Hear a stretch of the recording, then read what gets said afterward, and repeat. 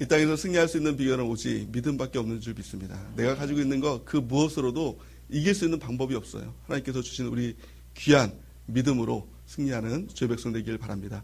오늘 마음 시리즈 마지막 시간입니다. 6번째 시간 거룩이라는 제목으로 말씀의 은혜를 나누고자 합니다.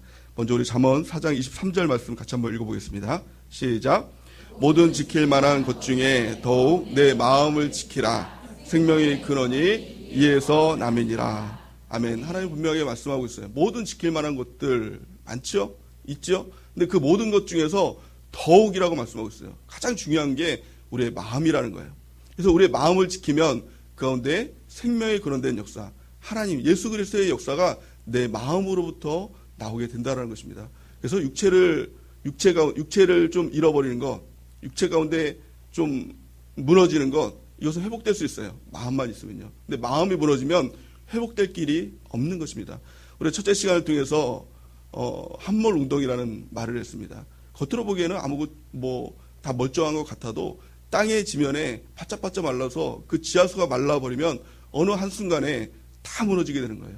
그래서 멀쩡하게 보였던 건물들, 멀쩡하게 보였던 도시들, 그것들이 다 함몰되는 그런 일들이 일어나게 되더라는 거예요. 우리도 마찬가지입니다. 우리가 보이는 것들 멀쩡한 것 같아도 우리 마음에, 우리 영혼에 이 은혜가 마르기 시작하면 어느 한순간 함몰운동회 같은 그런 일들이 일어나게 된다는 거예요.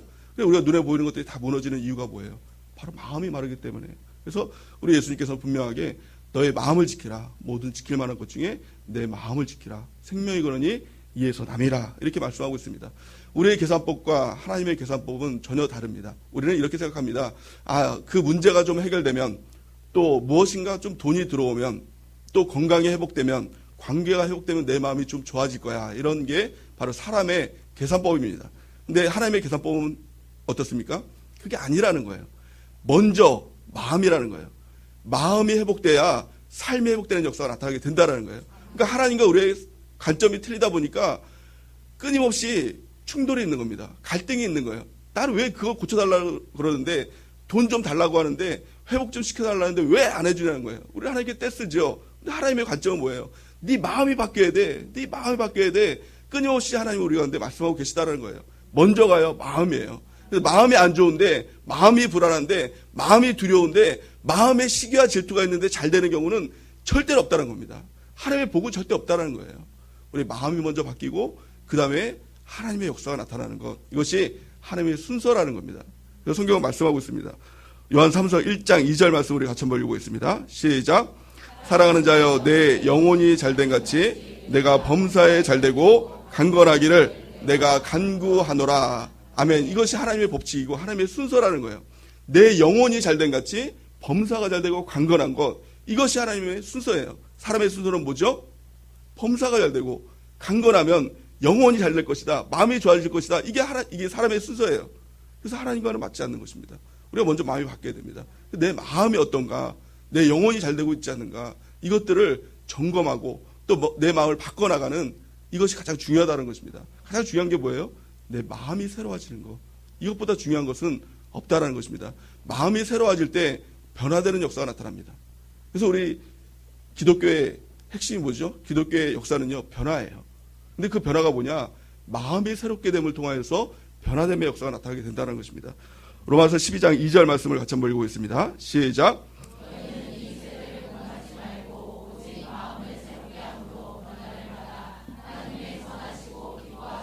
온전한 뜻이 무엇인지 분별하도록 하라. 아멘. 이 세대의 특징이 무엇일까요? 이 세대의 특징은 하나님의 뜻은 전혀 모르는 게 바로 이 세대의 특징이에요. 하나님의 의도가 뭘까? 이걸 몰라요. 그래서 슬픈 일이 있으면 슬퍼지고, 또 안 좋은 일이 있으면 오히려 하나님을 향해서 왜 나에게 이런 일이 있느냐? 선하신 하나님이 아니라 악하신 하나님, 왜 나에게 고통을 주시냐라고 하나님께 따집니다. 또 슬픈 일이 있으면 슬프고, 또 불안한 일이 있으면 온전해지지가 않아요. 항상 불안해요. 이게 바로 이 세대죠. 왜냐하면 하나님의 뜻을 모르기 때문에. 근데 오늘 성경 말씀 보니까 너희는 뭐라고 말씀하고 있죠? 이 세대를 본받지 말고 오직이라고 말씀하고 있어요. 오직 단 한 가지 방법밖에 없다는 거예요. 어떻게 하라고요? 마음을 새롭게 함으로 변화받으라는 거예요. 변화의 핵심이 무엇이죠? 마음이에요. 내 마음을 새롭게 하면 변화함의 역사가 나타나게 된다는 거예요. 그 변화가 뭐죠? 변화되면 물질이 들어오나요? 변화되면 뭐가 회복되나요? 변화되면 뭐 관계가 좋아지나요? 이게 아니라요. 변화되면 어떤 역사가 일어나느냐? 하나님의 뜻을 알게 된다는 겁니다. 어떤 뜻입니까? 세 가지 뜻을 말씀하고 있죠. 첫 번째 뜻은 하나님의 선하신 뜻이라는 겁니다. 이것이 무슨 말입니까? 우리 가운데 어떤 일이 있어요. 안 좋은 일이 있어요. 근데 육신의 눈으로 바라보면 어때요? 하나님의 뜻을 배제하고 바라보면 악한 것 같은 거예요. 나쁜 일 같은 거예요. 근데 하나님의 뜻을 알고 났더니 선하신 일이라는 거예요. 하나님이 개입하시고 그 일을 통해서 하나님의 선하심을 나타내는 그 뜻이 분별이 된다는 겁니다. 또 두 번째는 뭐예요? 슬픈 일 같아요. 그래서 슬퍼하고 눈물을 흘려요. 근데 하나님의 뜻을 알고 났더니 슬픈 일이 아니라 하나님이 기뻐하시는 뜻이 그 가운데 있다는 거예요. 그것이 우리의 눈이 바뀌는 거예요. 분별이 된다는 거예요. 또 어떤 일을 만날 때 불안해요. 앞일에 대해서 어떻게 될지 몰라요. 근데 하나님의 뜻을 알고 났더니 하나님의 온전하신 뜻이 보이는 거예요. 그 일을 통해서 완전하게 하시고 온전하게 하시는 하나님의 뜻이 보이는 거예요. 그래서 어떻습니까? 우리 마음을 새롭게 함으로 변화받으면 하나님의 뜻이 보이고 그 가운데 하나님의 개입하심이 보이니까 어떻습니까? 슬퍼집니까? 괴로워집니까? 고통스러워집니까? 아니에요. 기뻐지는 거예요. 무엇 때문에 기뻐지는 겁니까? 그 일이 잘 돼서 기뻐지는 게 아니라 그 일은 그대로 있어요. 근데 그 가운데 하나님의 뜻이 보이니까 하나님 때문에 기뻐지는 거예요. 하나님 때문에 기뻐지는 거예요. 올해 약속의 말씀이 뭐예요? 뭐죠? 여호와를 기뻐하라는 말씀이죠. 우리 같이 한번 읽어볼까요? 10편 37편 4절 시작. 또 여호와를 기뻐하라. 그가 내 마음의 소원을 내게 이루어 주시리로다. 아멘. 이것이 바로 약속의 말씀이에요. 상황 때문에 기뻐지는 것이 아닙니다. 환경 때문에 기뻐지는 게 아니에요. 관계가 회복되고 돈이 들어와서 기뻐지는 게 아니에요. 무엇이 돼서 기뻐지는 게 아니에요. 하나님의 뜻을 알고 났더니 상황은 그대로인데 환경은 그대로인데 하나님의 역사하시기에 기대되니까 기뻐지는 거예요. 그러면 어떻습니까? 그때부터 하나님이 나의 마음의 소원을 이루어지는 역사가 나타나게 되는 거예요. 응답의 역사가 나타나게 된다는 겁니다. 가장 중요한 것은 내 마음이 새롭게 됨으로 변화만 받는 겁니다. 이것이 중요하다는 거예요. 그러면 언제가 마음이 새로워지는 시간이냐? 언제가 새로워지는 시간이죠? 바로 지금 이 시간. 예배 시간이 우리 마음이 새로워지는 시간이라고 성경은 말씀하고 있어요. 로마서 12장 1절 같이 한번 읽어보겠습니다. 시작. 그러므로 형제들아 내가 하나님의 모든 자비하심으로 너희를 권하노니 너의 몸을 하나님이 기뻐하시는 거룩한 산 제물로 드리라. 이는 너희가 드릴 영적 예배니라. 아멘. 우리 몸을 하나님께 드리는 산 제물로, 거룩한 산 제물로 드리는 영적 예배를 통해서 로마서 12장 2절 말씀을 보니까 너희는 이 세대를 본받지 말고 마음을 새롭게 함으로 변화받아라라는 거예요. 예배는요, 마음이 변화되는 시간이에요. 그 어떤 마음을 가지고 나왔을지라도 우리 주님 만나면 우리 마음이 변화된다는 것입니다. 오늘 이 시간에 우리 마음이 변화되는 귀한 축복이 있길 바랍니다. 마음이 새롭게 됨을 통하여서 하나님의 뜻을 발견하는 거예요. 하나님의 뜻이 무엇인가? 이 일을 통한 하나님의 뜻이 무엇인가? 이것들을 끊임없이 묻는 것입니다. 이 일을 통한 하나님의 선하신 뜻이 무엇이냐? 이 일을 통한 하나님의 기뻐하시는 뜻이 무엇이냐? 이 일을 통한 하나님의 완전하신 뜻이 무엇이냐? 그것만 발견하면 됩니다. 그러면 기뻐진다는 거예요. 그 다음부터는 하나님이 역사하시고 하나님이 일하시는 하나님의 순서가 다가오게 된다는 것입니다. 가장 중요한 거 마음이 바뀌는 거. 이것보다 더 중요한 것은 없다라는 것입니다. 하나님의 뜻이 무엇일까요? 모든 일을 통한 하나님의 뜻은요, 오늘 말씀의 제목처럼 거룩이라 이렇게 말씀하고 있어요. 거룩이다. 하나님께서 우리 가운데 주신 신령한 복에 대해서 에베소서 1장 3절에서 6절 말씀은 우리에게 말씀하고 있죠. 우리 3절 말씀 같이 한번 읽어보겠습니다. 시작. 찬송하리로다. 하나님 곧 우리 주 예수 그리스도의 아버지께서 그리스도 안에서 하늘에 속한 모든 신령한 복을 우리에게 주시되. 아멘. 모든 신령한 복을 우리에게 주셨다는 거예요. 그 복에 대해서 설명하고 있어요. 4절 말씀 같이 한번 읽어보겠습니다. 4절에서 6절 시작.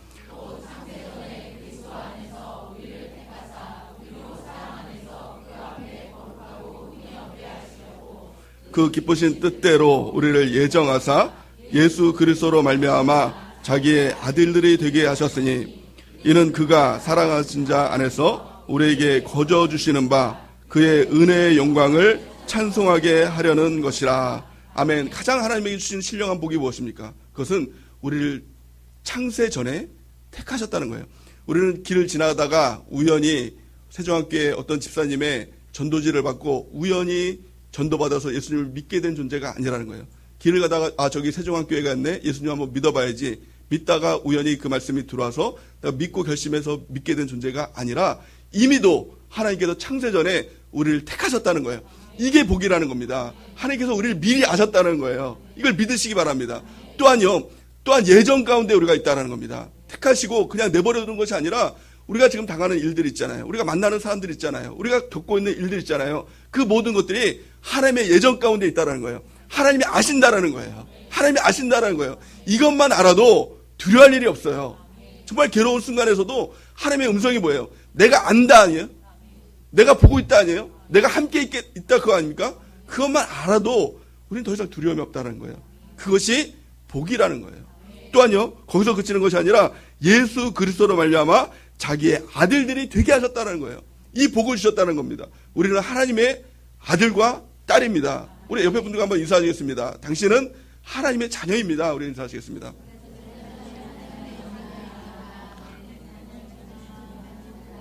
아멘이십니까? 이거보다 더 큰 복이 어디 있어요? 근데 하나님께서 그 복을 왜 주셨냐는 거예요. 왜 우리를 창세전에 택하시고, 왜 우리를 예정 가운데 두시고, 왜 우리를 아들과 딸로 만들으셨냐는 거예요. 그냥 내가 예뻐서? 그냥 얻어 걸려서? 랜덤으로? 아니라는 거예요. 하나님의 목적이 있다는 거예요. 우리를 택하시고 예정 가운데 두시고 아들로 삼으신 그 이유와 목적 가운데, 그 분명한 목적 가운데 우리를 택하시고 예정 가운데 두시고 아들과 딸로 삼아 주셨다는 거예요. 근데 그 목적이 무엇입니까? 하나님의 의도가 무엇입니까? 하나님의 최종의 목적이 무엇이냐? 보니까요, 4절 말씀에 보니까, 하반절 말씀에 보니까 우리로 사랑 안에서 그 앞에 거룩하고 흠이 없게 하시려고 택하시고 예정 가운데 두시고 아들과 딸로 삼으셨다는 거예요. 이게 하나님의 목적이에요. 우리를 흠없게 하시려고, 거룩하게 하시려고 우리를 택하셨다는 거예요. 거룩해서 뭐 쓰려고요? 거룩해서 뭐 하려고요? 그냥 거룩하면 그것은 끝입니까? 아니에요. 6절 말씀에 보니까 같이 한번 읽어보겠습니다. 시작. 이는 그가 사랑하시는 자 안에서 우리에게 거저주시는 바 그의 은혜의 영광을 찬송하게 하려는 것이라. 아멘이십니까? 아멘이세요? 하나님께서 우리를 거룩하게 하시고 우리를 통해서 하나님께서 찬송받으시기 위해서, 거룩한 자의 찬송, 흠없는 자의 찬송, 그것을 하나님께서 기뻐하신다는 거예요. 그런데 하나님의 영광이 드러나게 된다는 거예요. 하나님의 뜻이 무엇입니까? 분명한 하나님의 뜻이 뭐예요? 그것은 우리가 거룩해지는 것이 하나님의 뜻이라는 것입니다. 데살로니가서 4장 3절 말씀 보면 하나님의 뜻은 이것이니 너희의 거룩함이니라. 곧 음란을 버리고 이렇게 말씀하고 있어요. 하나님의 뜻은 분명합니다. 하나님께서 우리가 분명한 뜻을 보여주고 있어요. 우리가 거룩해지는 것, 이것이 하나님의 뜻이라는 겁니다. 거룩에 대한 말씀을 들을 때 종종 부담스러워하는 분이 있죠. 거룩은 나와 먼 딴 사람 이야기 같고 나는 아직이라는 생각들을 갖습니다. 그래서 거룩이란 말씀을 들으면 꼭 나만큼 받아요. 그래서 담배 끊으라 그러나 보다, 술 끊으라 그러나 보다, 뭐 하지 말라 그러나 보다, 나만큼, 그래서 그거 하지 말아야지, 그렇게 받는다는 거예요. 그런데요, 하나님의 수준은요, 나만큼이 아니라 하나님만큼인 거예요. 어떤 사람이요, 바다에서 낚시를 하고 있었다고 합니다. 친구와 함께 낚시를 하고 있는데 그 사람은 낚시를 해서 고기가 건져지면 큰 거는 버리고 작은 거를 집으로 가져갔다 그래요. 자기가 가져가려고 챙겼다 그래요. 근데 보통 낚시하는 분들 아마 계신지 모르겠지만 낚시하는 분들의 아마 매너가 있다고 합니다. 그게 뭐냐면 큰 거는 자기가 가져가도 작은 거는 놔주는, 이게 낚시인들의 매너라는 거예요. 근데 이 사람은 반대로 큰 거를 버리고 작은 거를 취하다라는 거예요. 옆에 있는 친구가 왜 자네는 큰 거를 놔주고 작은 거를 가져가느냐 이렇게 물어봤다는 거죠. 그때 뭐라고 대답했을까요? 뭐라고 대답했냐 모르겠죠. 우리 집에는 프라이팬이 작은 거밖에 없어서 이렇게 얘기했다는 거예요. 참 어이없죠. 웃기죠. 웃긴 얘기예요. 웃어야 돼요. 심각하게 들으면 안 돼요. 정말 웃긴 얘기예요. 그런데요, 가만히 생각해 보면 이 모습이 우리의 모습 같다는 거예요. 좀 웃긴 모습이에요. 하나님의 말씀을 듣는데 하나님은 하나님만큼처럼 말씀을 하시는데 우리는 우리만큼만 그걸 받아들이는 거예요. 거룩하라라고 하면 그래, 요만큼만 내가 거룩하면 되지, 요 정도면 되지, 요만큼만 받는다는 거예요. 아니에요. 이걸 깨뜨려 버려야 돼요. 이 후라이팬을 다 깨뜨려 버려야 돼요. 우리 집에 있는 후라이팬 진짜 후라이팬 아닙니다. 우리 마음에 있는 내 크기를 다 깨뜨려 버려야 돼요. 하나님만큼 우리가 거룩해져야 되는 말씀 가운데 우리 아멘하고 주님 앞에 나갈 수 있어야 된다는 것입니다. 레위기 11장 44절에서 45절 말씀 같이 한번 읽어보겠습니다. 시작.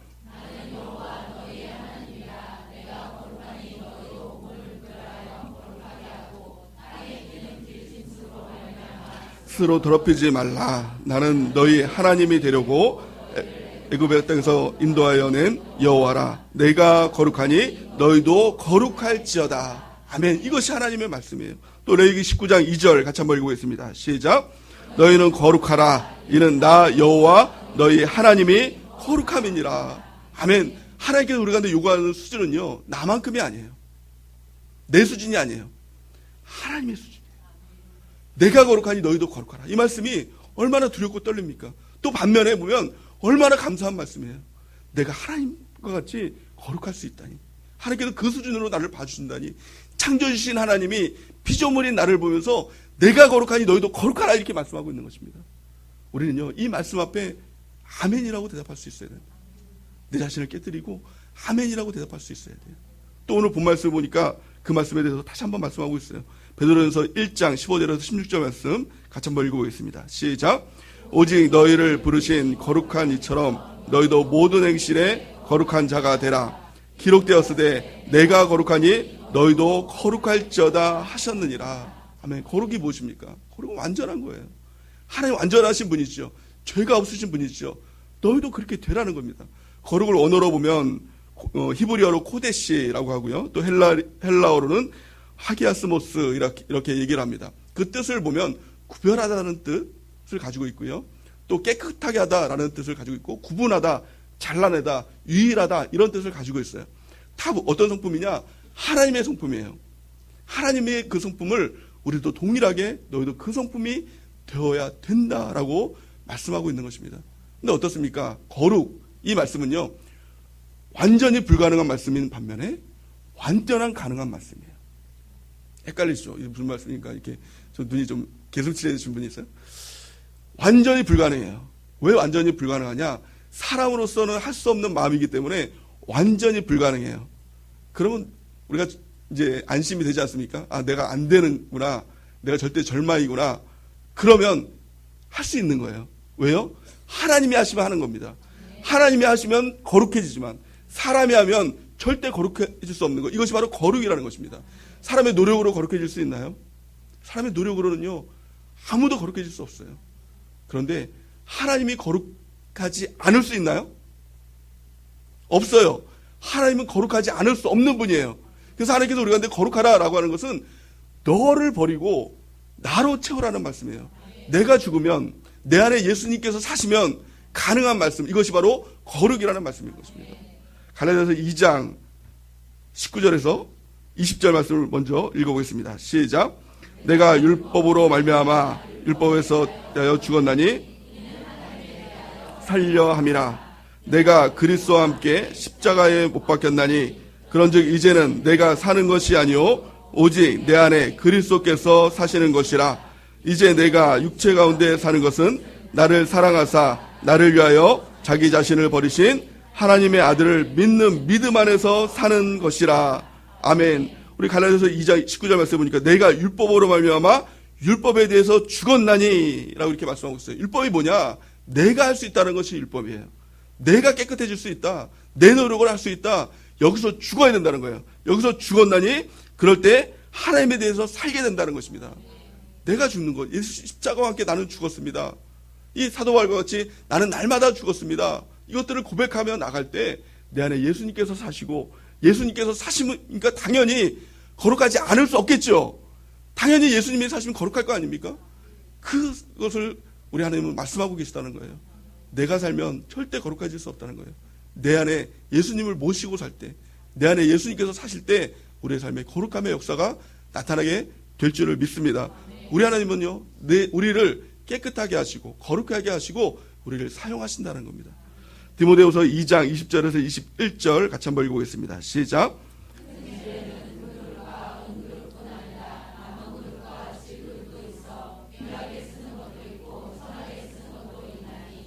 그러므로 누구든지 이런 것에서 자기를 깨끗하게 하면 귀히 쓰는 그릇이 되어 거룩하고 주인의 쓰심에 합당하며 모든 선한 일에 준비함이 되리라. 아멘. 이 큰 집에는 금그릇도 있고 은그릇도 있고 질그릇도 있고 나무그릇도 있고 여러 가지 그릇이 있지만 그 그릇이 금그릇이냐 은그릇이냐 질그릇이냐 이것은 하나님의 관점이 아니라 그것이 그릇이 깨끗한 그릇이냐 더러운 그릇이냐, 이것만 하나님께서 보신다는 거예요. 그래서 하나님께서 깨끗한 그릇을 쓰신다는 거예요. 그래서 우리 하나님께서 우리를 쓰시기 위해서 반드시 하시는 일이 있어요. 그게 뭐냐면 깨끗하게 하시는 거예요. 깨끗하게 하신다는 것은 깨끗하게 설거지하는 것처럼 청소한다는 의미도 있지만 그것들을 비운다는 의미가 있는 거예요. 내 안에 내가 가득합니다. 그래서 하나님을 섬길 수 없는 겁니다. 내 안에 있는 것들을 비우는 작업들을 한다는 거예요. 그리고 깨끗하게 하시고 또 하나님께서 귀하게 쓰시는 역사가 있다는 것입니다. 그럼 하나님께서 우리 가운데 거룩하게 하실 때, 깨끗하게 하실 때 무엇을 통해 깨끗하게 하시냐? 우리가 네 가지로 좀 살펴보기 원합니다. 가장 첫 번째는요, 예수님의 피예요. 예수님의 피는요, 우리를 깨끗하게 하십니다. 그 보혈의 피로 우리를 씻을 때 우리가 깨끗하게 거룩하게 될 줄을 믿습니다. 히브리서 13장 12절 말씀 우리 같이 한번 읽어보겠습니다. 시작. 예수도 자기의 피로써 백성을 거룩하게 하려고 성문 밖에서 고난을 받으셨느니라. 아멘. 예수님께서 자기의 피로써 백성을 거룩하게 하시려고 고난을 받으셨다는 겁니다. 그 피를 의지할 때, 예수님의 십자가를 의지할 때 우리가 깨끗한 주의 백성, 거룩한 주의 백성이 될 줄을 믿습니다. 또한요, 우리 예수님께서 그를 위해서 고난을 받으셨다는 겁니다. 우리 가운데도 마찬가지로 깨끗하게 하시기 위해서, 거룩하게 하시기 위해서 하나님께서 쓰시는 도구가 뭐냐면 그것이 바로 고난이라는 겁니다. 고난의 시간이 있다면 그것은 하나님께서 나를 깨끗하게 하는 시간이라는 겁니다. 고난에는 크게 보면은 두 가지 종류의 고난이 있어요. 가장 첫 번째는 하나님을 위해서 당하는 고난, 영광의 고난이죠. 교회를 위해서, 복음을 위해서 당하는 고난, 우리가 마땅히 받아야 될 고난입니다. 두 번째 고난은 연단으로 주시는 고난이 있다는 거예요. 이걸 다른 말로 말하면 징계라고 합니다. 우리 징계라는 말을 들으면, 연단이라는 말을 들으면, 아, 나를 단련하시니까 내가 그 연단 받아야지. 그럼 징계하면, 징계는 내가 뭔 잘못을 그렇게 졌길래 징계를 받아. 이렇게 생각할 수 있습니다. 근데 징계나 연단이나 같은 의미를 갖고 있다는 거예요. 연단이라는 건 뭐예요? 내가 불순물 제거할 것이 있으니까 연단을 주시는 거예요. 징계는 뭐예요? 마찬가지로 내가 뭔가 버려야 될 것이 있으니까 징계를 주시는 거예요. 사람은 징계를 받으면 징계라는 말 자체를 싫어하는 거예요. 그래서 징계를 저주라고 생각합니다. 근데 성경은요, 징계는 저주가 아니라 징계가 보다 복이다라고 이렇게 말씀하고 있어요. 성경 욥기 5장 17절 말씀 같이 한번 읽어보겠습니다. 시작. 볼지어다 하나님께 징계받는 자들에게는 복이 있나니 그런즉 너희 전능자의 징계를 업신이 여기지 말라. 아멘이십니까? 징계는, 고난은 복입니다. 우리 한번 따라해 보겠습니다. 고난은 복입니다. 이 징계가 없으면, 왜 징계가 복이냐라는 거예요. 이 징계가 없으면 하나님과 우리 사이는 관계가 없는 겁니다. 징계는 누가 받습니까? 하나님 아버지가 자녀에게 주시는 것, 이게 징계라는 거예요. 잠언 3장 12절 말씀 같이 한번 읽어보겠습니다. 시작. 대저 여호와께서 그 사랑하는 자들을 징계하시기를 마치 아비가 그 기뻐하는 아들을 징계한 같이 하시느니라. 아멘. 그 징계는 법관이 죄수에게 몇 년 징계, 또 벌금 얼마, 이런 징계가 아니라 사랑하는 아버지가 사랑하는 아들을 그 사랑하는 마음으로 징계하듯이 징계하는 이 징계가 바로 고난이라는 겁니다. 이것이 바로 연단이라는 거예요. 그래서 연단을 받을 때, 아, 하나님께서 나를 사랑하시는구나, 나를 아들로 여기시는구나, 이거를 깨달을 수 있어야 된다는 것입니다. 히브리서 12장 8절 같이 한번 읽어보겠습니다. 시작. 징계는 다 받는 것이거늘 너희에게 없으면 사생자요 친아들이 아니니라. 아멘. 징계는 다 받는 거예요. 그 고난은 다 받는 것이라는 겁니다. 그래서 우리가 이걸 받을 때 정말 하나님의 사랑을 느껴야 된다는 거예요. 하나님 나에게 왜 이러셨냐고 이러는 게 아니라 그 사랑을 깨달을 때 그 징계의 과정, 그 연단의 과정을 잘 통과하고 우리가 거룩한 주의 백성으로 거듭나는 하나님의 역사가 있게 될 줄을 믿습니다. 그 징계는 긴 시간이 아니에요. 짧은 시간이에요. 그 징계를 통해서, 그 고난을 통해서 하나님께서 네 가지를 이루시겠다라고 분명하게 우리 가운데 약속하고 있습니다. 베드로전서 5장 10절 말씀을 같이 한번 읽겠습니다. 시작. 곧 그리스도 안에서 너희를 부르사 자기의 영원한 영광에 들어가게 하시니가 잠깐 고난을 당한 너희를 친히 온전하게 하시며 굳건하게 하시며 강하게 하시며 터를 견고하게 하시리라. 아멘. 그 징계의 목적이 뭐냐? 고난의 목적이 뭐냐? 우리를 괴롭게 하는 것, 이게 목적이 아니라는 거예요. 그래서 징계는 짧다라는 거예요. 고난은 어떤 고난이다? 고난, 잠깐 당한 너희를 네 가지로 만들어주신다. 어떻게 하냐? 첫 번째는 온전하게 하신다. 완전한 자로 거룩하게 만들어주신다라는 거예요. 두 번째는 어떻게 하신다? 굳건하게 하신다. 강하게 만들어주신다. 세 번째는 무엇입니까? 강하게 하신다. 네 번째는 뭐예요? 털을 견고하게 하신다. 흔들리지 않는 믿음을 허락해 주신다는 겁니다. 이 고난의 시간을 통해서 하나님께서 우리를 만들어 가셔요. 어떻게 해요? 영적 근력을 만들어줘요. 강력한 자로, 영적으로 강건한 자로, 능력 있는 자로 하나님께서 우리를 만들어 가신다는 겁니다. 그래서 우리가 잠깐 나가는 이 고난을 바라볼 것이 아니라 이를 통해서 하나님께서 역사하실 영광을 바라보라라고 성경은 말씀하고 있어요. 로마서 8장 18절 말씀 같이 한번 읽어보겠습니다. 시작. 생각건대 현재의 고난은 장차 우리에게 나타날 영광과 비교할 수 없도다. 아멘. 믿으십니까? 이 현재의 고난은 하나님께서 주시를 영광의 날, 하나님의 축복의 날과 비교할 수 없을 만큼의 하나님의 놀라운 그 축복을 준비하고 있다는 겁니다. 그것을 바라보라는 거예요. 그렇다면 이 고난을 통해서 하나님께서 원하시는 뜻이 뭘까요? 두 가지를 이루시기를 원해요. 가장 첫 번째는 뭐냐면 이 고난의 시간은요, 한마디로 보면 주인 바꾸기예요. 하나님께서 끊임없이 말씀하고 있는 거예요. 누가 주인이냐라는 거예요. 너 고난 가운데 너가 할 수 있는 것이 무엇이냐? 너가 할 수 있는 것이 있으면 해봐라라는 거예요. 할 수 있는 게 없잖아요. 할 수 있는 게 내가 하면은 그건 이미 고난이 아니에요. 내가 할 수 없기 때문에 고난 아닙니까? 하나님께서는 내가 주인이다. 이걸 끊임없이 말씀하고 있다는 것입니다. 하나님께서 이 애굽에서 종살이하고 있는 이스라엘 백성을 출애굽시켜 주셨죠. 구원해 주셨죠. 이 구원은 놀라운 은혜 아닙니까? 그러고 나서 바로 가나안으로 인도한 것이 아니라 하나님께서는 이 광야로 그들을 인도하셨어요. 광야의 목적이 무엇이냐? 그것이 바로 고난이에요. 고난을 통해서 그들을 새롭게 하는 것이 목적이었다는 것입니다. 근데 그 궁극적인 목적이 무엇이었죠? 신명기 8장 16절을 같이 한번 읽어보겠습니다. 시작.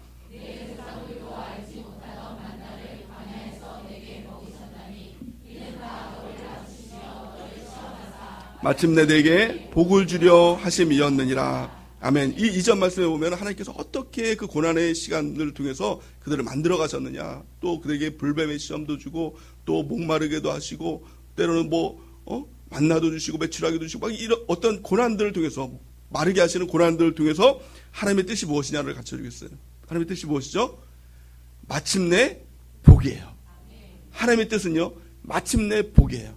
우리 옆에 분들과 한번 인사하시겠습니다. 특별히 졸고 있는 분들을 향해서 하나님의 뜻은 마침내 복입니다. 이렇게 인사하시겠습니다.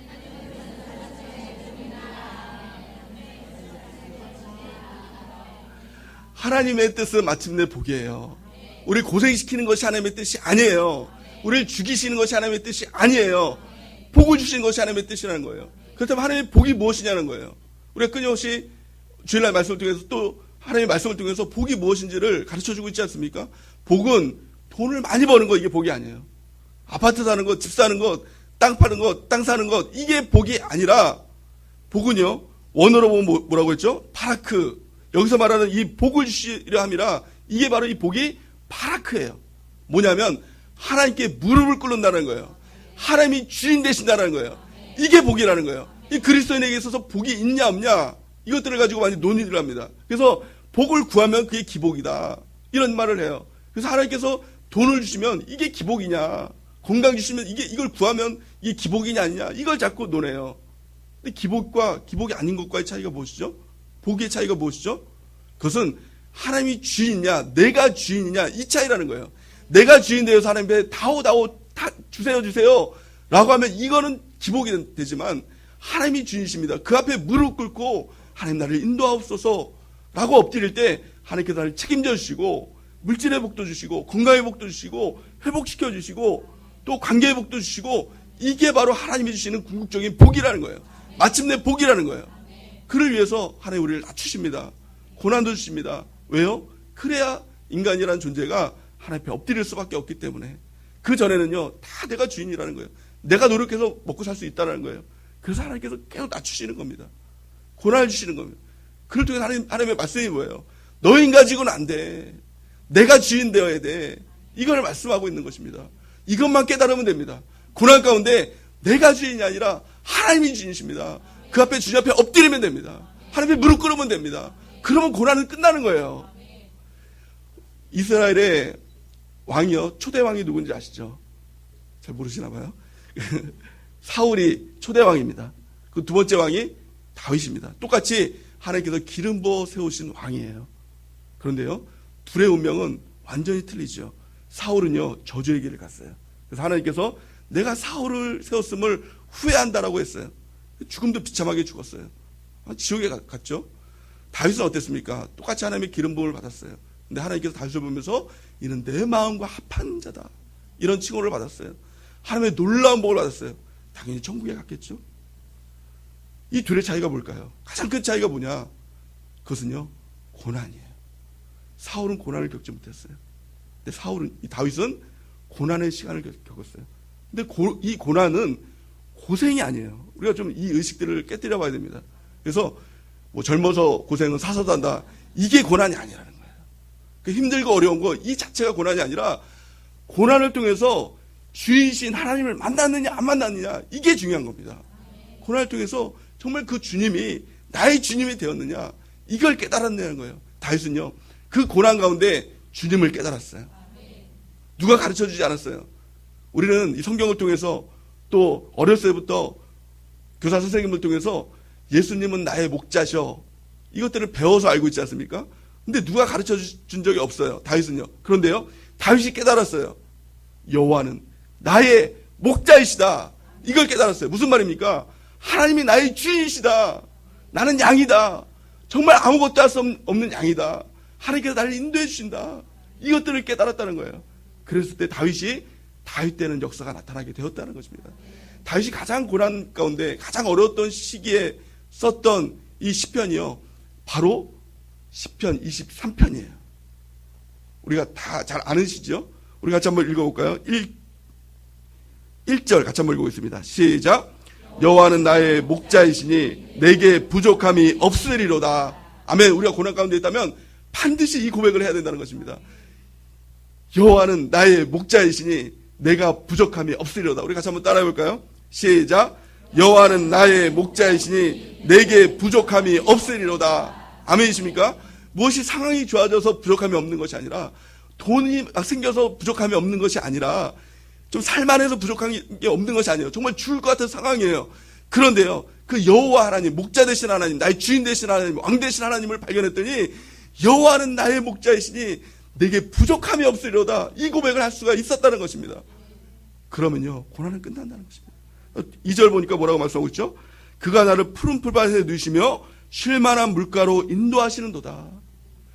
내가 그를 이 아니라 그가 나를 인도하신다, 이걸 깨달았다는 것입니다.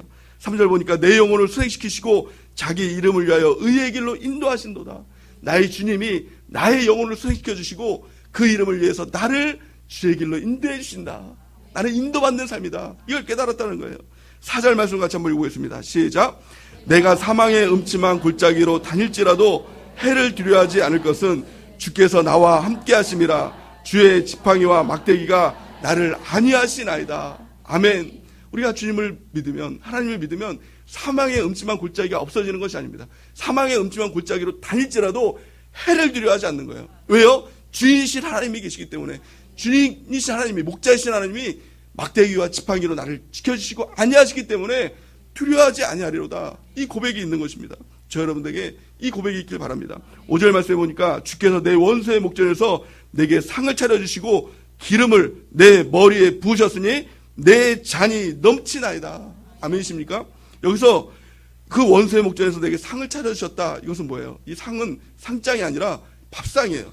맛있는 밥상. 그 원수의 목전에서 하나님께서 그 극진한 대접으로 우리를 먹여주신다는 거예요. 영혼으로 먹여주시고 힘주시고 그걸 먹여주신다는 거예요. 그것들을 경험할 때 내 잔이 넘치나이다, 내 잔이 넘치나이다, 이 고백을 할 수가 있었다는 것입니다.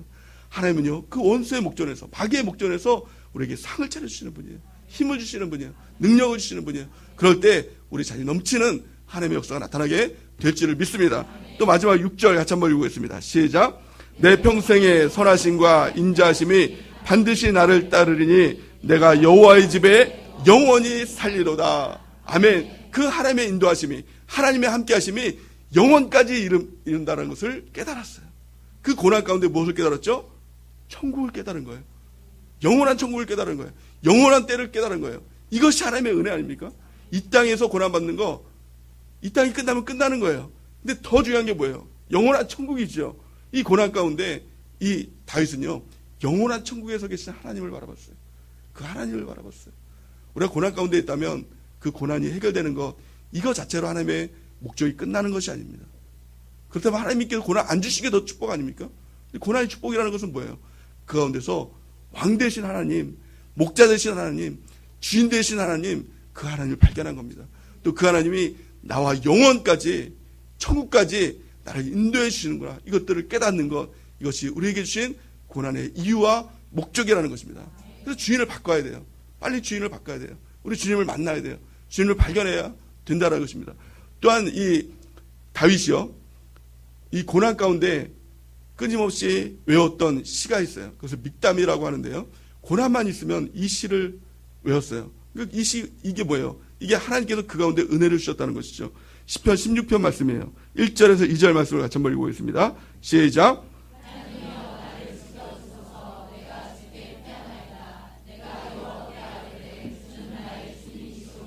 주밖에는 나의 복이 없다 하였느니라. 아멘. 그 광야 가운데서 목자 되신 하나님을 발견하고 났더니, 아, 하나님만 계시면 되는구나. 모든 문제가 있어도, 여러 가지 100가지 문제가 있어도, 1000가지 문제가 있어도, 10,000가지 문제가 있어도 주님만 붙들면 되는구나. 주님만 함께 하시면 되는구나. 이걸 깨달았어요. 그러니까 어려운 일이 있으면 어때요? 하나님이여 나를 지켜주셔서 내가 죽게 피합니다. 주님만 있으면 됩니다. 이렇게 얘기했다는 거예요. 2절 보니까 내가 여호와께 아뢰되 주는 나의 주님이시오니, 주는 나의 주님이시오니, 주님이 주인이시오니, 뭐라고요? 주밖에는 나의 복이 없나이다. 이렇게 고백하는 거예요. 주님만 있으면 됩니다. 주님만 있으면 해결됩니다. 주님만 있으면 역전됩니다. 주님만 있으면 나는 만족합니다. 이게 다윗의 고백이었어요. 그럴 때 다윗이 다윗 되는 역사가 나타나게 되었다는 것입니다. 또 8절에서 11절 말씀 보면 뭐라고 말씀하고 있죠? 우리 같이 한번 읽어보겠습니다. 시작. 내가 여호와를 항상 내 앞에 모시며 그가 나의 오른쪽에 계심으로 내가 흔들리지 아니하리로다. 이러므로 나의 마음이 기쁘고 나의 영도 즐거워하며 내 육체도 안전히 살리니 이는 주께서 내 영혼을 수월에 버리지 아니하시며 주의 거룩한 자를 멸망시키지 않을 것임이니이다. 주께서 생명의 길을 내게 보이시리니 주의 앞에는 충만한 기쁨이 있고 주의 오른쪽에는 영원한 즐거움이 있나이다. 아멘. 이 고백이 저 여러분들의 고백이 되길 바랍니다. 여호와를 항상 내 앞에 모실 때 그가 내 오른쪽에 계셔서 내가 흔들리지 않는, 믿음에 흔들리지 않는 사람이 될 수 있었다라는 겁니다. 내가 굳건하게 믿음 지켜야지, 이게 아니라 주님을 붙들었더니, 주님을 바라봤더니, 주님을 모셨더니 그 주님께서 내 마음을 지켜주셨다는 거예요. 그럴 때 내 마음의 기쁨이 있었고 나의 영도 즐거워했고 내 육체도 안전하게 되었고 또 주께서 충만한 기쁨으로 영원하도록 나를 지켜주시게 되었다는 것입니다. 그 주님 붙드는 거, 100가지 문제가 있어도 답은 오직 주님이시라는 거, 이거를 깨닫는 거, 고난 가운데 이것만 깨달으면 된다라는 것입니다. 그래서 이 다윗이요 또한 이렇게 고백을 합니다. 시편 119편 67절 같이 한번 읽어보겠습니다. 시작. 내가 그릇 행하였더니 이제는 주의 말씀을 지키나이다. 아멘. 이게 다윗의 고백이에요. 고난 당하기 전에는 그릇 행하였다는 것이 뭐예요? 내가 하고 싶은 대로 하고 내 마음에 원하는 대로 하고 또 느껴지는 대로 하고 생각나는 대로 하고 내가 그릇 행하였는데 고난 가운데 주의 말씀을 따라가게 됐다는 거예요. 주님을 발견하게 됐다는 거예요. 또 71절 보면 뭐라고 말씀하고 있죠? 같이 한번 읽어보겠습니다. 시작. 고난당하는 것이 내게 유익이라 이로 말미암아 내가 주의 율례를 배우게 되었나이다. 아멘. 다윗은 담대하게 말씀하고 있어요. 고난당하는 것이 나의 유익이다. 이를 통해서 내가 주의 율례를 배우게 되었다. 주의 말씀을 배우게 되었다. 나에게 주님이 있음을 깨닫게 되었다. 나는 내가 주인이 아니라 나의 목자는 오직 하나님이심을 깨닫게 되었다는 거예요. 고난은 유익이에요. 왜 고난이 있습니까? 당장 그 고난 눈앞에 보이는 것은 슬퍼 보이고 그 징계가 아파 보일 수 있습니다. 근데 그 끝을 보면 하나님의 영광이 드러납니다. 그 가운데 우리의 주인을 바꾸는 것, 이것이 무엇보다도 중요해요. 내 힘으로는 안 됐잖아요. 내가 운전대 잡고 다니다가 여기저기 들이받고 사고 당한 건 아닙니까? 빨리 운전대를 주님께 맡겨드리는 것, 주님을 주인으로 모셔드리는 것, 이것이 고난의 가장 큰 목적이라는 거예요. 두 번째는 고난의 목적이 무엇이냐? 이것은 끊어내는 것입니다. 세상의 것들을 끊어내는 거예요. 하나님 이외의 것들을 끊어내는 것, 잘라내는 것, 이것이 고난의 목적이라는 것입니다. 예레미야 4장 4절 말씀을 같이 한번 읽고 있습니다. 시작. 유다인과 예루살렘 주민들아, 너희는 스스로 할례를 행하여 너의 마음 가죽을 베우고 나 여호와께 속하라. 그리하지 아니하면 너희 악행으로 말미암아 나의 분노가 불같이 일어나 사르니 그것을 끌 자가 없으리라. 아멘. 하나님께서 원하시는 것이 뭐예요? 마음의 할례를 받으라는 거예요. 마음의 할례가 무엇입니까? 불필요한 것들을 끊어내라는 거예요. 끊어내라는 거예요. 이게 뭐예요? 고난을 당하면 끊어내는 게 쉬워져요. 뭐 고난을 당하신 분들은 다 아실 겁니다. 술, 담배 끊는 거 그냥은 잘 안 끊어지거든요. 10년만 되면 꼭 끊는다 하면서 그게 벌써 10년째 됐잖아요. 20년째 됐잖아요. 안 끊어져요. 근데 고난 가운데는 그게 가능한 거예요.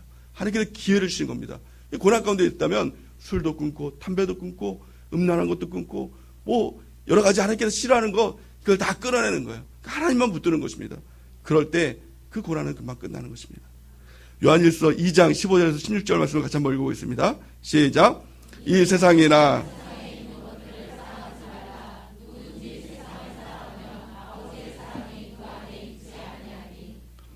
세상에 있는 것들 모든 육신의 정욕과 안목의 정욕과 이생의 자랑이니 다 아버지께로부터 온 것이 아니요 세상으로부터 온 것이니라. 아멘. 이 고난 가운데 육신의 정욕, 안목의 정욕, 또 무엇입니까? 이생의 자랑, 이것들을 자꾸 끊어내야 된다는 것입니다. 그럴 때 온전한 사람이 됩니다.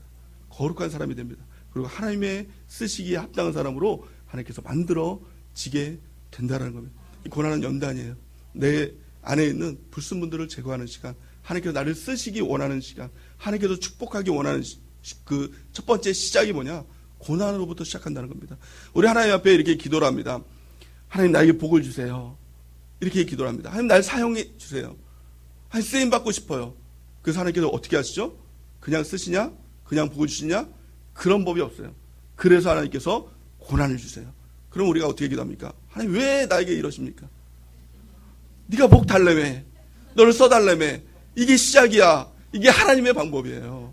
우리가 영적인 눈을 보고 반드시 이걸 깨달아야 된다는 거예요. 저 이걸 몰랐어요. 그런데 삶을 통해서 이걸 하나님께서 깨닫게 해주시더라고요. 제가 2002년도 32살 때 우리 교회를 처음 만났습니다. 참 감사했어요.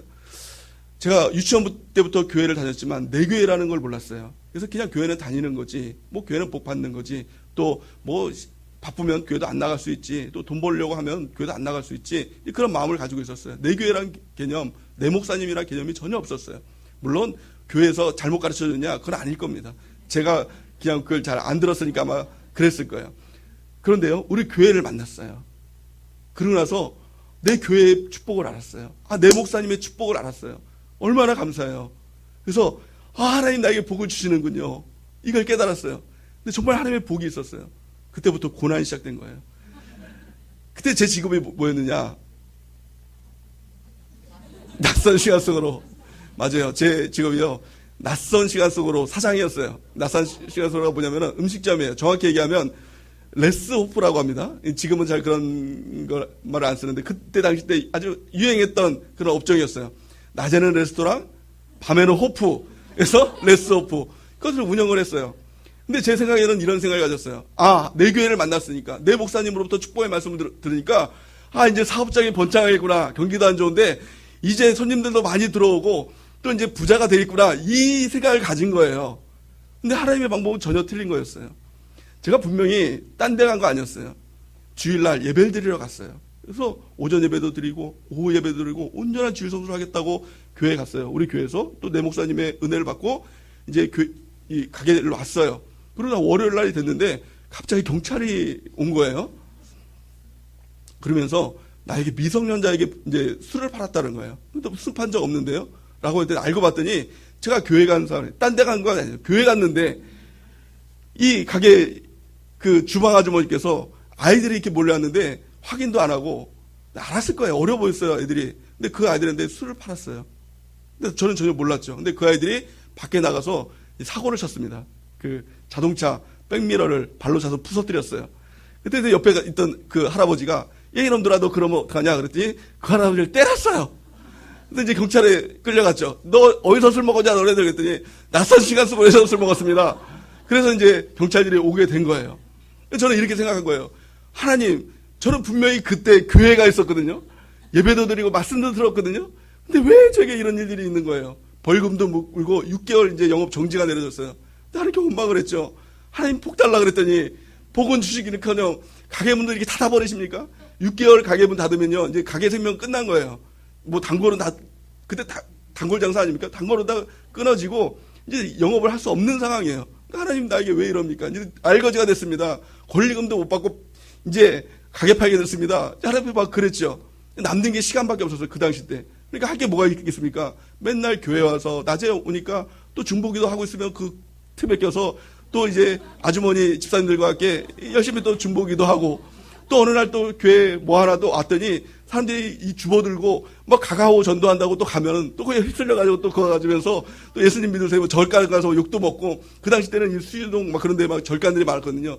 그 집들 다 빠지지 않고 막 하면서 욕도 먹고 그리고 또 전도 끝나고 오면 또 우리 목사님이 짜장면을 사주시네. 그래서 감사하게 또 짜장면도 막 먹고 야 교회 생활 참 좋다. 시간 남으니까 교회에서 이렇게 복도 받는구나. 막 이런 생각들을 가졌어요. 근데 그 6개월의 시간을 통해서 전 예배를 드리고 또 하나님 앞에 와서 기도도 하고 또 이 전도도 하고 또 중보기도도 하고 이런 시간들을 하나님께 갖게 해주셨어요.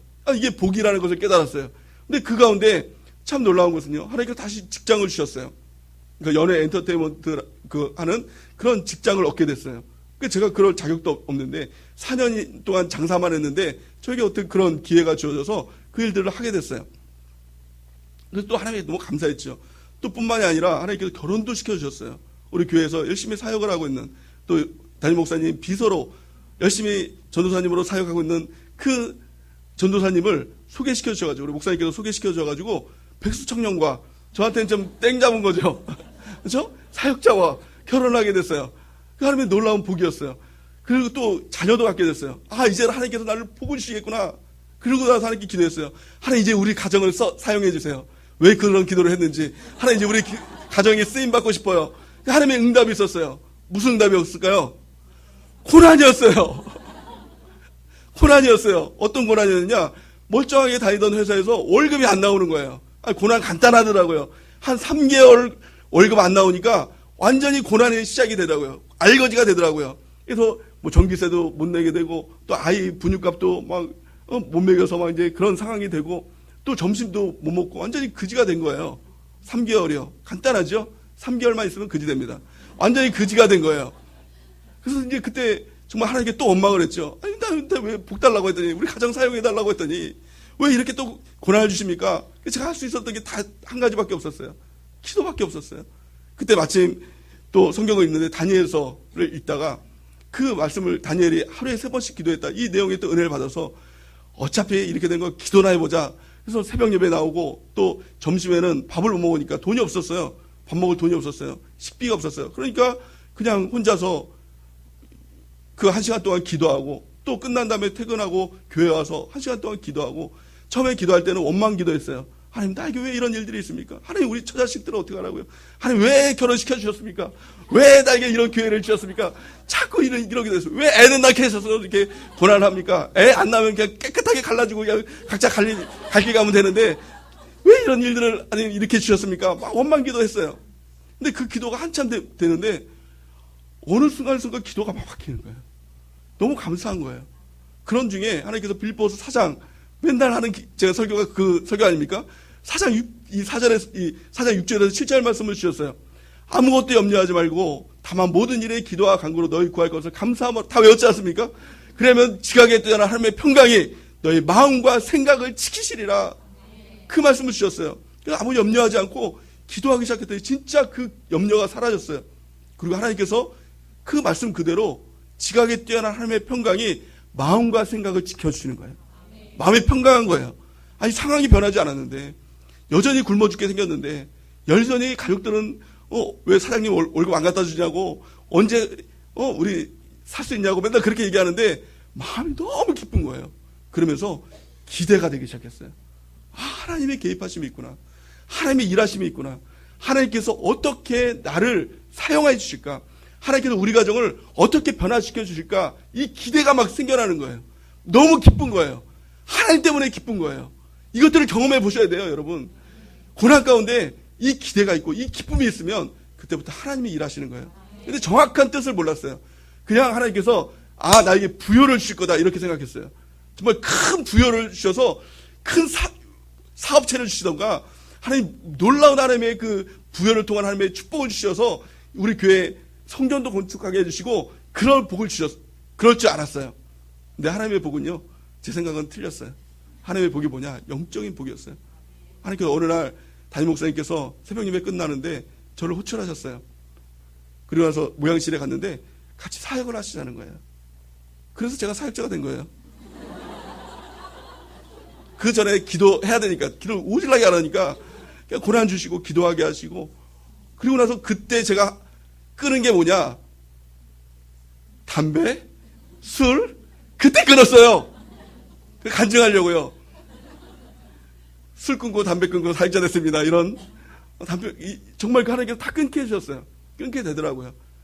돈이 없으니까 술, 담배 살 돈도 없었어요. 어쩔 수 없이 끊게 됐어요. 근데 다 끊게 해주시고 하나님께서 사용해 주시더라는 거예요. 그래서 15년 동안 사용해 주시더라는 겁니다. 지금 15년 됐거든요. 사용해 주시더라는 거예요. 그리고 나서 이제 목사 안수를 받을 때 또 하나님께 기도했죠. 하나님, 제가 세종학교의 목사로서 하나님 쓰임 받고 싶습니다. 또 그 기도는 또 왜 하셨는지 하나님께서 쓰시려고 또 주셨어요. 뭐를요? 고난을 주셨어요. 그 기도 괜히 했어요. 고난을 주시는데 너무 처참하게 그 가운데 무너지는 거예요. 정말 아무것도 아닌 존재가 되는 거예요. 정말 나 때문에 부응이 안 되는, 정말 완전 바닥까지 떨어지는 목사로서 너무 부끄러운 그 모습들을 발견하게 해주시는 거예요. 아무것도 할 수 없었어요. 너무 부끄러웠어요. 그래서 마침내 목사님께 사임하겠습니다. 이 사직서를 들고 목사님 그 방에 들어가기 전에 그래도 마지막으로 하나님께 기도하고 들어가자라고 하고, 그 서울에 있는 그 지하 유치부실 마룻바닥에서 엎드려서 하나님께 기도했어요. 아버지, 서러워서 울었어요. 하나님, 나를 왜 지금까지 인도해 주셔서 왜 사역자가 되게 하시고, 또 원망 기도했죠. 하나님, 나 왜 목사 시켜줬어요? 내가 그렇게 안 한다고 했는데 왜 이렇게 시켜주신 거예요? 또 원망 기도했어요. 근데 기도하다 보니까 마음이 또 평강해졌어요. 그리고 하나님의 음성이 들렸어요. 내가 너 뽑았다. 내가 너 세웠다. 내가 하면 안 되겠니? 내가 도와줄게. 하나님께서 이 음성 주셨어요. 그래서 그 힘이에요. 내가 하면 안 되는, 하나님께서 하시면 됩니다. 그 믿음으로 지금까지 하고 있어요. 그래서 때로는 지금도 잘하고 있느냐? 그건 아니에요. 때로는 내 자신이 나올 때, 내 자신의 성품이 나올 때, 내 자신의 어떤 의의가 나올 때 여전히 무너집니다. 그럴 때마다 하나님께서 가르쳐 주시는 거예요. 너의 힘으로는 안 되잖아. 너는 안 되잖아. 내가 해야 되잖아. 주인이 바뀌어야 되잖아. 너의 죄악이 있으면 안 되잖아. 그거 끊어내야 되잖아. 그걸 가르쳐 주실 겁니다. 저 여러분들, 고난이 있습니까? 축복의 시작이에요. 하나님께서 쓰시려고, 여러분들 쓰시려고, 여러분 가정 쓰시려고, 또 여러분들에게 복을 주시려고 하시는 하나님의 놀라운 계획의 시작이 바로 고난이라는 거예요. 이 고난 가운데 미리 알았으면 감사할 수 있지 않습니까? 미리 감사하세요. 그리고 기도하세요. 그리고 하나님 말씀 붙드세요. 주인을 바꾸세요. 세상의 것들을 좀 끊어내세요. 그럴 때 하나님의 놀라운 역사가 우리 가운데 나타나게 될 줄을 믿습니다. 세 번째, 그러면 이제는 고난이 없는 사람들은 고난을 기다려야 되느냐? 또 고난이 없으면 하나님 나를 사용하지 않는 것입니까? 이렇게 해야 되느냐? 아니라는 거예요. 연단, 고난은 연단이지 않습니까? 고난은 고생이 아니라 연단이에요. 나를 만들어 가시는, 나의 죄를 없애주시는, 또 나를 하나님이 주인 되시는 연단이에요. 근데 그 연단이 고난뿐만이 아니라 하나님께서 말씀하세요. 너 스스로 연단받아라. 너 스스로 훈련해라. 말씀하세요. 고난이 있든지 없든지 너가 연단하면 되잖아. 너가 스스로를 만들어가면 되잖아요. 너 영적 근육을 만들어가면 되잖아. 이렇게 말씀하고 있는 거예요. 이 근육이요, 고생하고 노가다해서 생기는 근육도 있지만 우리가 스스로 만들어가는 고난이 있잖아요. 이 근육이 있잖아요. 육신의 근육이요. 마찬가지로 영적 근육도 마찬가지예요. 고난을 통해서 영적 근육이 쌓일 수도 있지만 내가 연단하고 훈련해서 그 근육을 쌓으라는 것이 하나님의 뜻인 것입니다. 고난이 없다고 해서 고난 기다리지 마시고, 그럼 빨리 옵니다. 고난이 없다면 연단을 받으라는 거예요. 성경은 이렇게 말씀하고 있죠. 훈련 받으라고. 디모데 전서 4장 7절 말씀 같이 한번 읽어보겠습니다. 시작. 망령되고 허탄한 신화를 버리고 경건에 이르도록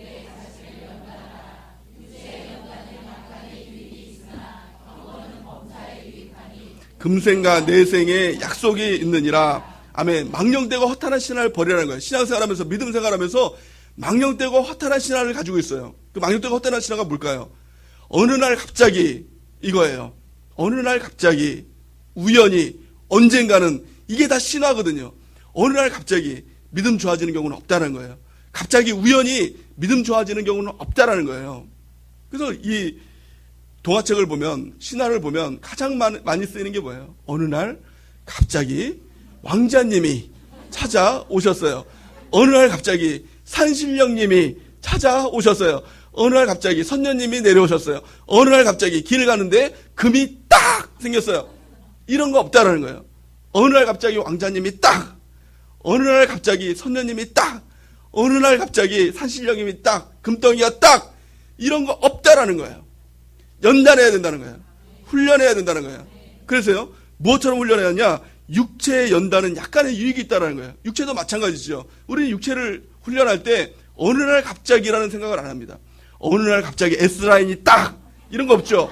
어느 날 갑자기 식스팩이 딱, 이런 건 없어요. 여러분 다 웃잖아요. 이런 얘기 하니까. 근데 믿음에 있어서는 우리가 이런 생각을 가지고 있다는 거예요. 언젠가는 내 믿음 좋아지겠지. 언젠가는 내 영혼이 새로워지겠지. 언젠가는 거룩해지겠지. 이런 거 없다라는 겁니다. 그래서 뭐라고 말씀하고 있어요? 육체의 연단은 약간의 유익이 있으니 우리 연습하고 또 훈련하고 그래야 S라인 안 되시는 분들도 있지만 되시는 분도 있잖아요.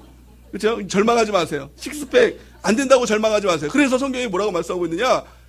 우리의 육체는 새하여진다는 거예요. 하지만 영혼은 날로 새로워진다는 거예요.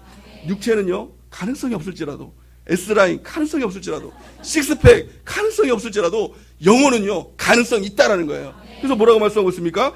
경건은 범사에 유익하니 금생과 내생에 뭐가 있다?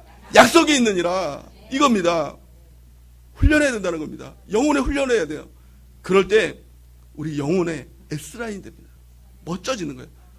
영혼에 식스팩이 생기는 거예요. 근육이 생기는 거예요. 멋져지는 겁니다. 금생, 천국에서뿐만이 아니라 지금 이 생에서도 약속이 있고 또한 천국에서도 약속이 있는 건 뭐예요? 훈련하고 연단하는 거예요. 경건에 이르도록. 비록 고난이 없어도 섭섭해하지 마시고 지금 이 순간부터 내 자신을 연단하라는 겁니다. 그럼 연단을 할 때 무엇으로 연단할까요? 이제부터 바벨 들어야 됩니까? 헬스 가야 됩니까? 이건 육체 연단입니다. 연단이 뭐냐? 두 가지 도구를 하나님께서 말씀하셨어요. 첫 번째 도구가 말씀이고 두 번째 도구가 기도라는 겁니다. 디모데전서 4장 4절에서 5절 말씀 같이 한번 읽어보겠습니다. 시작. 하나님께서 지으신 모든 것이 선함에 감사함으로 받으면 버릴 것이 없나니 하나님의 말씀과 기도로 거룩하여 지민이라. 아멘. 하나님이 지은 것은 모든 것이 선함에 감사함으로 받으면 버릴 것이 없다는 거예요. 무슨 말입니까? 내가 거룩하지 못할 이유가 없다는 거예요. 우리 종종 그 일 때문에, 그 사람 때문에, 애들 때문에 거룩하지 못합니다. 이렇게 얘기할 수 있어요. 근데 하나님께서 말씀하세요. 감사함으로 받으면 다 좋은 거야. 다 너에게 유익한 거야. 너는 오직 말씀과 기도로 거룩해지라. 이렇게 말씀하고 있는 겁니다. 말씀과 기도로 거룩해집니다. 딴 것으로 거룩해지는 것이 아닙니다. 날마다 큐티하는 거, 그게 정말 제대로 해야 됩니다. 이게 정말 우리 영혼을 S라인 만들고 식스팩 만들고 강건하게 만들고 영적 근력을 키워주는 핵심이 된다는 거예요. 기도해야 됩니다. 하루에 1시간씩 기도하며 나갈 때 우리의 영혼이 만들어지는 하나님의 놀라운 역사가 있게 될 줄 믿습니다. 그럴 때 금생과 내생에 약속이 있는 거예요. 우리 영혼을요 방치하지 마세요. 우리 영적 비만에 걸리게 하지 마세요. 영적 콜레스테롤 너무 많지 않습니까? 영적 방치하지 마세요. 60만 너무 이렇게 하지 마시고 영혼을 강건하게 해야 돼요. 그럴 때 금생과 내생에 약속 있는 그런 삶으로 하나님께서 우리가 하는 거룩함으로 우리를 인도해 주시게 될 줄 믿습니다. 말씀과 기도로 거룩해지는 것입니다. 저희 여러분들이 이 거룩한 은혜를 경험하는 귀한 축복이 있길 바랍니다. 마지막 네 번째, 그러할지라도 내 힘 가지고는 안 된다. 이걸 깨달아야 된다는 겁니다. 우리 한번 따라해 볼까요? 그러할지라도 내 힘 가지고는 안 됩니다. 그렇게 인도하시는 분이 누구냐? 고난 가운데 주님 붙들어 주시게 인도하시는 분이 누구냐? 또 훈련할 때 말씀과 기도로 훈련할 수 있도록 영적 트레이닝을 할 수 있도록 옆에서 도와주시는 분이 계시다는 겁니다. 누굽니까? 성령 하나님이에요. 끊임없이 우리는 성령 하나님을 의지해야 된다는 거예요. 성령이 없으면 절대로 불가능한 일이에요. 누가 말씀과 기도로 내 힘으로 생노력으로 할 수 있습니까? 성령께서 도와주셔야 돼요. 고난 가운데 누가 주님 볼 수 있어요? 주님 볼 수 있어요? 아무도 볼 수 없어요. 다 주님 욕할 수밖에 없어요. 그런데 성령 하나님께서 깨닫게 해주시고 주님 바라봐야 된다고, 주님 주인 되어야 된다고 성령 하나님이 가르쳐 주신다는 거예요. 우리를 거룩하게 하시는 분은 오직 성령 하나님이시라는 겁니다. 고린도전서 6장 11절 말씀 같이 한번 읽어보겠습니다. 시작. 너희 중에 이와 같이 자들이 있더니 주 예수 그리스도의 이름과 우리 하나님의 성령 안에서 씻음과 거룩함과 의롭다 하심을 받았느니라. 아멘. 성령 안에서 씻음을 받고 성령 안에서 거룩하고 의롭다 하심을 받았다는 것입니다. 데살로니가 후서 2장 13절 말씀 같이 한번 읽어보겠습니다. 시작. 우리가 항상 너희에 관하여 마땅히 하나님께 감사할 것은 하나님이 처음부터 너희를 택하사 성령의 거룩해 하심과 진리를 믿음으로 구원을 받게 하심이니. 아멘. 성령의 거룩하게 하심이에요. 성령이 우리를 거룩하게 하시고 성령이 우리를 만들어주시는 것입니다. 그러기에 우리가 끊임없이 성령 하나님을 우리 가운데 모셔드리고 성령 하나님을 인정하고 성령 하나님을 의지할 때 우리 가운데 거룩함에 이르는 하나님의 축복이 우리 가운데 있게 될 줄을 믿습니다. 우리가 고난을 받는 분들이 있습니다. 그렇죠? 우리 성도님들 중에서도 어려움의 가정을 겪는 분들이 있어요. 근데 그 가정이 저주의 가정이 아니에요. 그래서 위로받을 게 아니라 축복받아야 될 사건이에요. 영적의 눈으로 보면 축복해줘야 돼요. 왜요? 하나님께서 그 가운데 거룩하게 하시고 깨끗하게 하시고 사용하시고 복을 주시는 그 시작이기 때문에 그게 시작입니다. 그 가운데 우리 주님을 주인으로 모셔드리고 또 우리 가운데 있는 세상들을 다 끌어냄을 통하여서 하나님께서 쓰시는 귀한 그릇이 돼서 하나님께 쓰임받는 은혜가 있길 바랍니다. 대표적인 사람이 누구였죠? 그것이 바로 욥이었어요. 고난의 가장 큰 어려움은요, 그 어려움 중에 가장 큰 어려움은 하나님이 보이지 않는 거예요.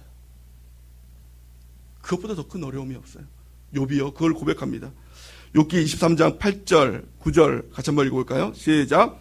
그런데 내가 앞으로 가도 그가 아니 계시고 뒤로 가도 보이지 아니하며 그가 왼쪽에서 일하시나 내가 만날 수 없고 그가 오른쪽으로 돌이키시나 배울 수 없구나. 하나님이 안 보셨다는 거예요. 앞으로 가도 뒤로 가도 옆으로 가도 분명히 하나님께서 일하시는 것은 알겠는데 보이지 않았다는 거예요. 근데 욥의 놀라운 고백이 무엇이었죠? 9절 말씀 우리 같이 한번 읽고 있습니다. 10절 말씀 같이 한번 읽고 있습니다. 시작. 그러나 내가 가는 길을 그가 아시나니 그가 나를 단련하신 후에는 내가 순금같이 되어 나오리라. 아멘. 하나님이 보이지 않아도 하나님이 느껴지지 않아도 이것만 깨달으면 됩니다. 오직 그가 나의 길을 아신다. 하나님이 계신다. 그가 나를 단련하신 후에 내가 순금같이 되어 나올 것이다. 이걸 깨달으면 이겨낼 수 있어요. 마침내 주님의 때가 옵니다. 주님의 역사가 나타납니다. 주님의 거룩하심의 역사가 나타나게 될 줄을 믿습니다. 그래서 우리가 예수 그리스도의 십자가의 보혈을 들고 또 고난 가운데 우리가 주님 앞에 주인 되심을 고백하고 세상의 것들을 다 끊어내고 또 고난이 있던 없던 말씀과 기도로 거룩해짐을 통하여서 성령 의지함을 통하여서 우리가 정말 하나님의 수준대로 하나님이 거룩하신 만큼 우리가 다 거룩함에 이르는 주의 백성, 그래서 거룩함을 통하여서 하나님을 찬송하고 높여드리는 주의 백성되는 은혜가 있기를 예수님의 이름으로 간절히 축원해 드립니다.